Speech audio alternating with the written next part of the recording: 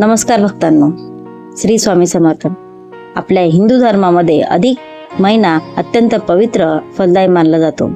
यंदा 2026 मध्ये तब्बल 11 वर्षानंतर एक दुर्मिळ योग जुळून येत आहे, ज्याला आपण पुरुषोत्तम मास किंवा धोंड्याचा महिना असे म्हणतो. पण हा महिना नेमका कधी आहे, याचे धार्मिक वैज्ञानिक महत्त्व काय आहे आणि या काळात कोणत्या गोष्टी केल्याने आपल्याला अक्षय पुण्य मिळेल, या सर्व प्रश्नांची उत्तरे आपण या भागात जाणून घेणार आहोत.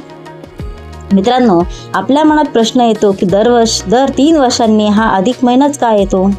याचे कारण आपल्या पंचांगात दडलेले आहेत. सूर्यवर्ष 365 दिवस आणि 6 तासांचे असते, तर चंद्रवर्ष 354 दिवसांचे असते.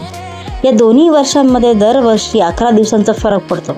हा फरक भरून काढण्यासाठीच दर 32 महिने 16 दिवस आणि 8 तासांनी एक महिना वाढवला जातो. त्यालाच अधिक महिना असं म्हणतात. यंदा 2026 मध्ये ज्येष्ठ महिना अधिक येणार आहे. म्हणजेच या वर्षी 2 ज्येष्ठ महिने असतील, एक अधिक ज्येष्ठ आणि दुसरा नीच ज्येष्ठ. 2026च्या महत्त्वाच्या तारखा. अधिक महिना प्रारंभ रविवार 17 मे 2026 ला होणार आहे, तर अधिक महिना समाप्ती म्हणजेच संपणार सोमवार 15 जून 2026 ला आहे. या काळात केलेले दान धर्म आणि नामस्मरण इतर महिन्यांच्या तुलनेत 10 पट अधिक फळ देते, असे शास्त्र सांगते. पौराणिक कथेनुसार जेव्हा या महिन्याला कोणीही स्वामी मिळाला, तेव्हा हा महिना भगवान विष्णूकडे गेला. विष्णूंनी या महिन्याला स्वतःचे नाव दिले, पुरुषोत्तम. म्हणूनच याला पुरुषोत्तम मास असे म्हणतात. हा महिना भगवान विष्णूंच्या उपासनेसाठी सर्वोत्तम मानला जातो. या काळात ओम नमो भगवते वासुदेवाय या मंत्राचा जप करणे किंवा विष्णू सहस्रनामाचे पठण करणे अत्यंत शुभ मानले जाते. आता या अधिक महिन्यामध्ये काय करावे आणि काय टाळावे. अधिक महिन्यात काही नियम पाळणे आवश्यक आहे. आता या महिन्यात काय केले पाहिजे आणि काय करू नये ते आपण बघूयात. या महिन्यामध्ये दररोज सूर्योदयापूर्वी स्नान करून विष्णूंची पूजा करा. शक्य झाले तर भगवद्गीतेचा 15वा अध्याय वाचा. दीपदान करावे. घराच्या उंबरट्यावर किंवा मंदिरात दिवा लावा.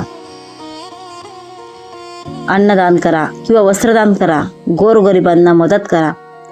हे या महिन्यामध्ये दान केल्याचे पुण्य अधिक मिळते. आता या महिन्यामध्ये काय करणे टाळावे.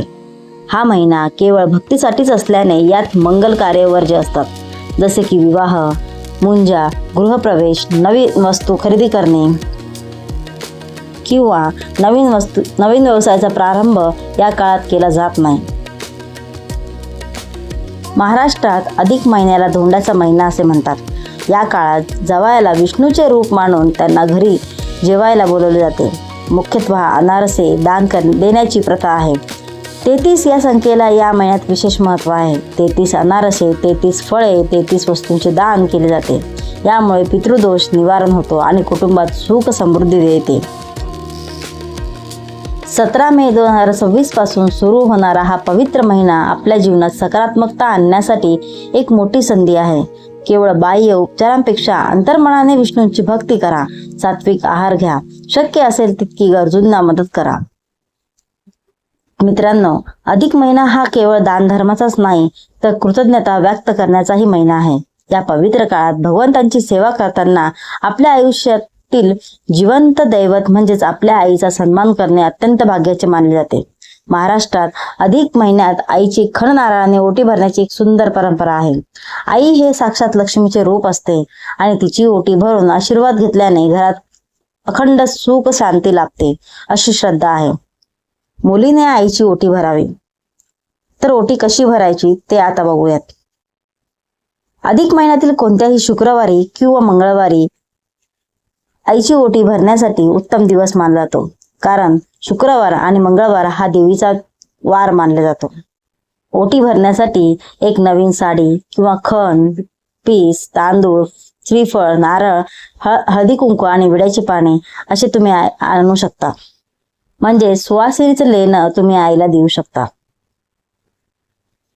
आता ओटी कशा पद्धतीने भरायची. आईला पाटावर बसून तिची पूजा करावी, पाय धुवावे, तिला हळद कुंकू लावून सन्मानाने ओटी द्यावी. शक्य असल्यास ओटीसोबत 33 अनारसे किंवा एखादे फळ अर्पण करावे. बऱ्याच महिलांचा प्रश्न असतो की आमची आई ह्यात नाही, तर आम्ही काय करावे? त्यांनी हा सोहळा आवर्जून करावा. ज्यांची आई जवळ नाही, ज्यांनी मातृस्थानी असलेल्या स्त्रियांना किंवा गायीची पूजा करून हा आशीर्वाद मिळावा. सासू असल्यास सासूची ओटी भरून आशीर्वाद घ्यावा. शास्त्र सांगते की ज्या घरात आई आनंदी असते तिथे भगवान पुरुषोत्तम स्वतः वास करतात. त्यामुळे यंदाच्या अधिक महिन्यात आपल्या आईच्या चेहऱ्यावर समाधानाचे हास्य नक्की फुलवा. ओटी बरोबरच आईला हिरव्या बांगड्या भरवा. बांगड्या हे सुवासिनीचं लेणं मानलं जातं. अशा पद्धतीने अधिक महिना साजरा करावा. तुम्हाला हा माहितीपूर्व भाग कसा वाटला कमेंटमध्ये नक्की सांगा. आणि अशा आध्यात्मिक माहितीसाठी आमच्याशी जोडलेले राहा. भगवान पुरुषोत्तम तुमच्या सर्व मनोकामना पूर्ण करोत. ओम नमो भगवते वासुदेवाय नमः. अशाच भक्तिपूर्ण माहितीसाठी व्हिडिओला लाईक करा, शेअर करा आणि सबस्क्राईब करा. श्री स्वामी समर्थ.